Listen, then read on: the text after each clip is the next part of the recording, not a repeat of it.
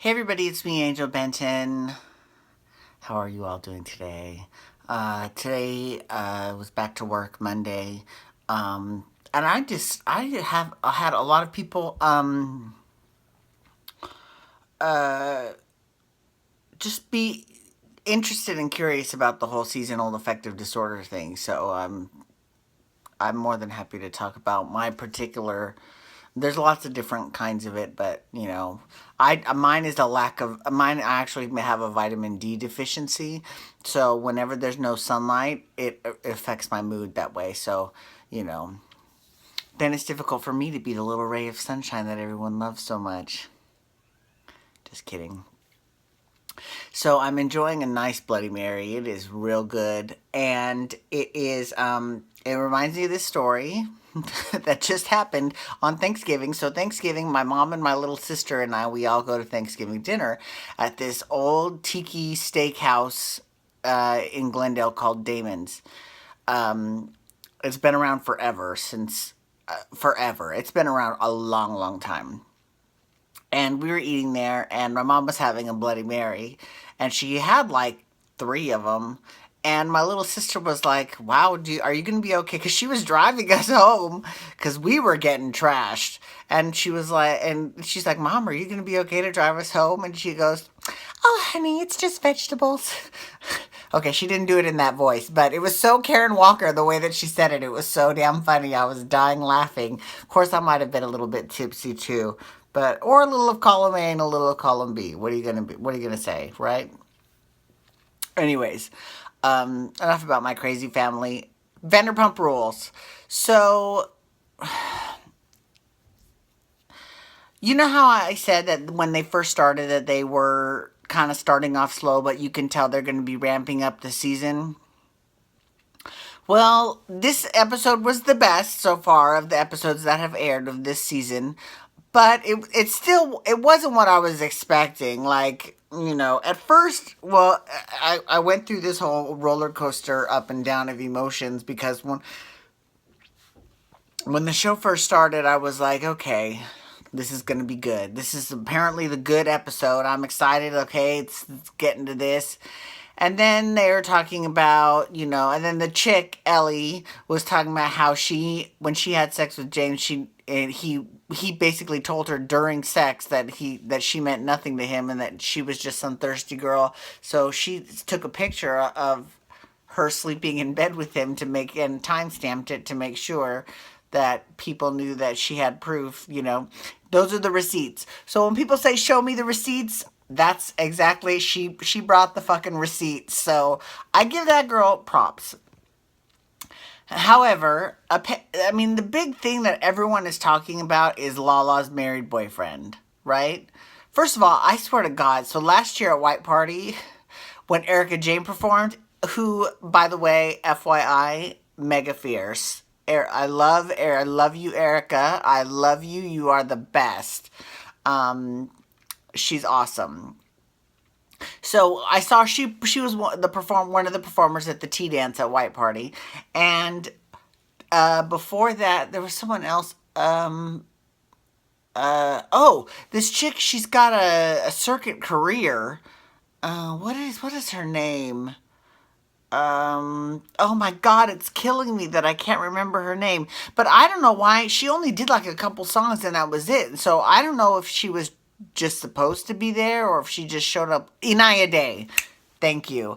Inaya Day. She's actually had a very long career in the circuit industry, so she has quite a few circuit hits. So I was surprised that she didn't sing most of them. Like she just sang a couple songs and that was it. So that kind of was surprising. And before that, there was this chick named Frankie.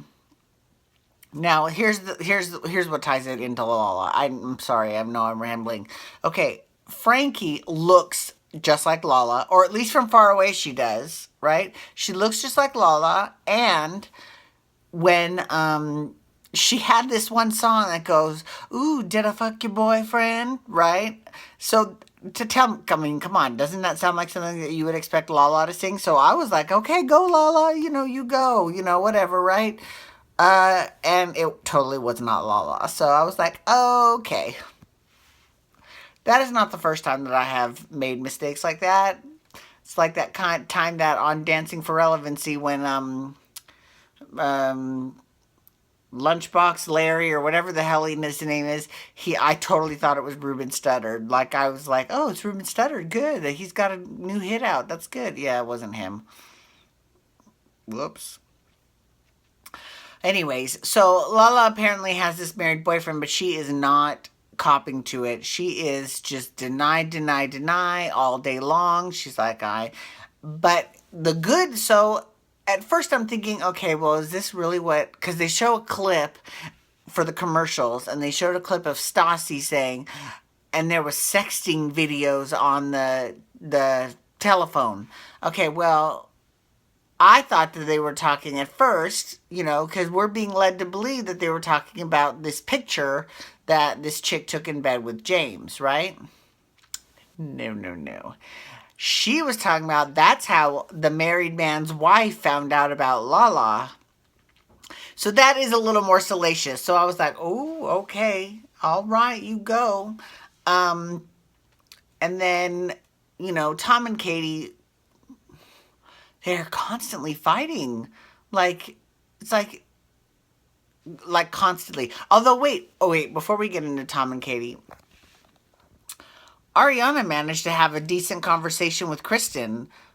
I know, jump back. So maybe the whole group is sort of, maturing. Now, of course, most of them are moving right out of Sir, and the cameras are not stopping following them. So, I mean, the whole premise of the show was all about the lives of these servers and how, their lives are so interesting.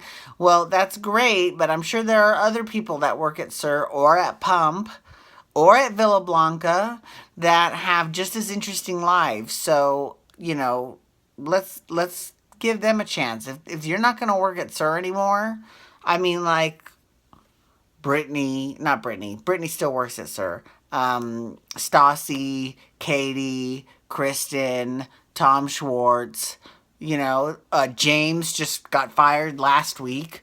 So it's like, then why are we still following them? Bye, girl, bye.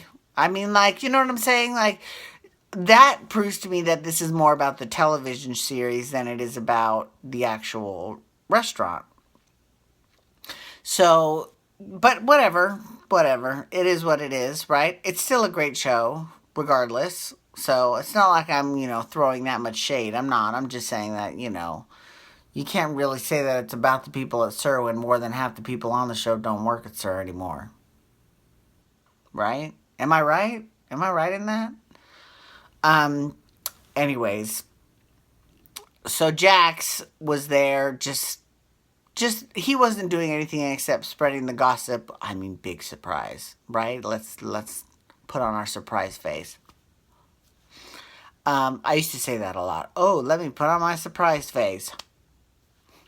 Um, okay, so Tom and Katie, Tom Schwartz and Katie just constantly argue all the time about the stupidest shit.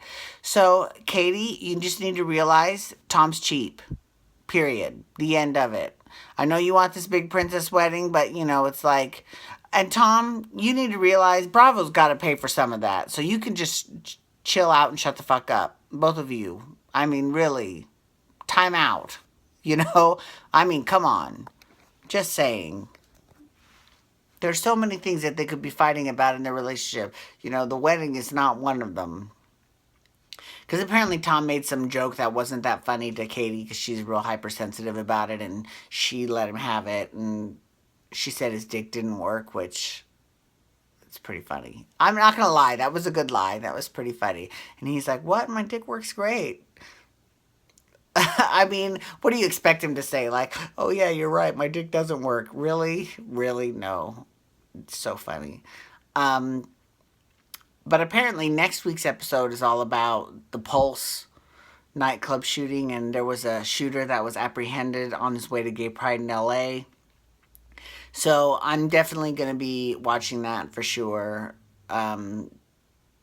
Just to see how they handle that whole situation, because there's a lot of tears and it looks like it's a pretty somber episode. It doesn't look like a salacious episode like this episode was supposed to be, but we'll see. Anyways, that's it for Vanderpump Rules. Thank you so much for logging on today. You can follow me on Twitter at Angel Benton, hashtag Pump Rules to talk Vanderpump Rules. Excuse me. And tomorrow we'll be talking Bold and Beautiful. I cannot wait to talk about Bold and Beautiful. I swear to God, I cannot wait.